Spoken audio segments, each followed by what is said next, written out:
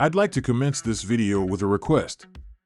For those interested in receiving more premium betting tips and predictions, especially if my guidance has contributed to your success in winning bets and generating revenue, I kindly seek your support in revitalizing this channel. Your assistance plays a crucial role in bolstering my presence on YouTube. You're welcome to explore my Patreon support tier or check out my various plans. Multiple plans are available for each and every one of you seeking our premium picks. You can find the link in the bio and comment section below. Thank you for considering and supporting me. Cubs vs. Braves. My team pick is Braves moneyline. As much as I'd like to take the Cubs and Imanaga, the Braves are an incredible 13-4 at home this season, while the Cubs are middling around away from home with an 11-11 record. Lopez is as good enough as any other starter on the Braves right now to go toe-to-toe with Imanaga. The Braves also have a slightly better bullpen in which runs will come at a premium. Additionally, Atlanta has won 4 of their last 5 and their last 3 in a row against the Cubs. My total pick is under 8 runs. Both pitchers have been stellar thus far into the season, and I see no reason for that trend to stop with this game. Atlanta's hitters have been slumping a bit as of late, and both teams are in the top 12 in bullpen ERA. The Braves have given up the least number of runs in the MLB at this point, and the Cubs have a top 5 run differential in the National League. The Braves are 22-13 on the under, while the Cubs are also above .500 on the under this year. While both offenses have been known to produce runs, the Cubs have scored 27 runs in 6 games, averaging around 4.5 per game. Meanwhile, the Braves have scored an average of just over 3 runs per game in their last 8. Pirates vs. Brewers. My team pick is Brewers moneyline. This should be an exciting game to get the new week started, but there's just no chance I can pass up laying a -134 moneyline price with the Brewers. This feels like a steal to get them at this cheap of a price. They're sending Colin Ray to the bump, and he has looked sharp with his 3.29 ERA and 1.28 WHIP. Milwaukee has won 6 of his 7 starts this year, including going 3-0 at home. Speaking of home splits, Ray's ERA drops to 3.00 in Milwaukee, and he's also holding opponents to a .214 batting average at home. Ray gets one of the worst offenses in baseball on Monday, a Pirates club that's ranked 26th in team batting average, .222, and 27th in OPS, .646. The Crew also has an edge in the bullpen, owning a 3.70 ERA, 12th, compared to the Pirates' 4.25 ERA, 19th. Let's back the home team in this one. My total pick is over 8 runs. While I was just dogging Pittsburgh's offense, there is no denying that they've put up decent numbers against Ray. And while the Crew has an edge in the bullpen, both of these relief staffs are still ranked outside of the top 10. I'm going to play the over in this contest. Now, where I really think the edge comes in for both the over and for the Brewers is with their head-to-head numbers against Mitch Keller. Milwaukee is slashing .342/.415/.603 against the right-hander over 73 at-bats. That's an OPS of 1.017.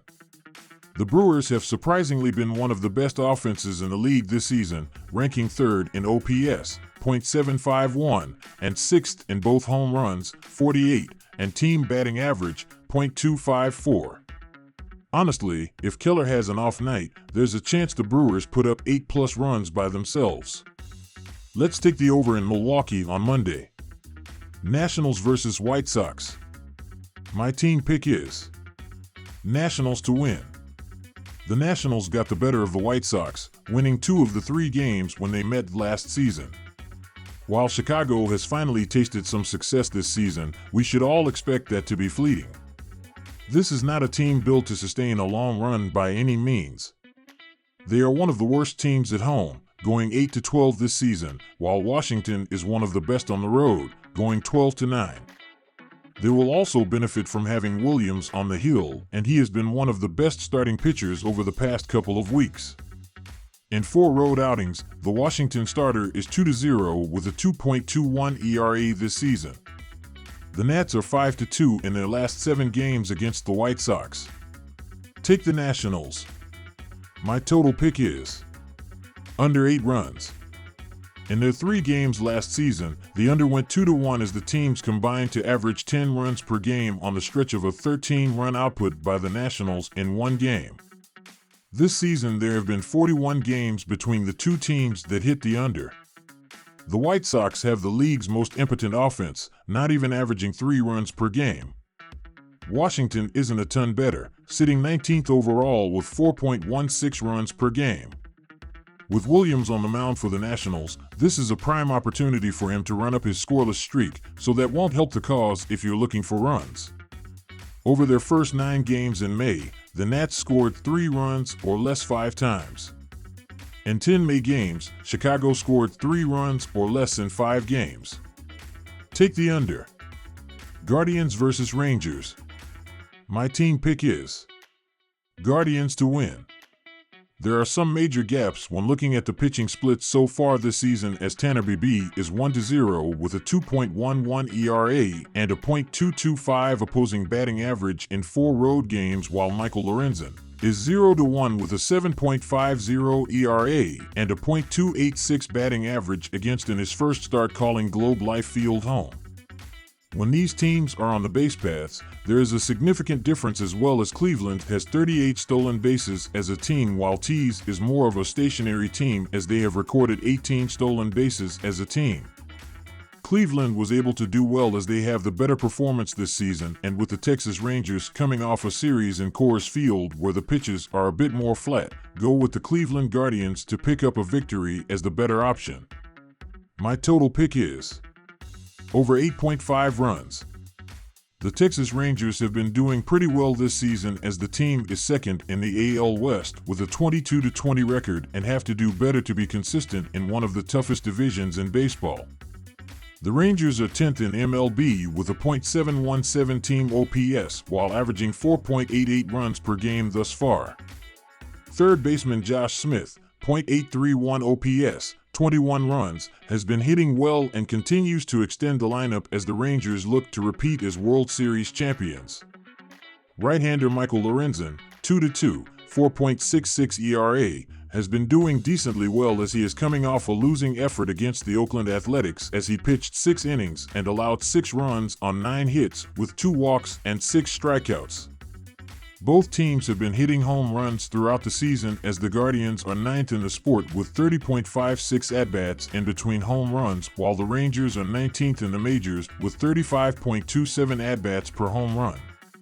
Both teams have been able to do pretty well at limiting the amount of double plays that they have hit into, as Cleveland is tied with the Minnesota Twins and the Seattle Mariners for 15th with 27 total double plays hit into, while Texas is tied with the Philadelphia Phillies and Pittsburgh Pirates for 12th with 28 double plays thus far.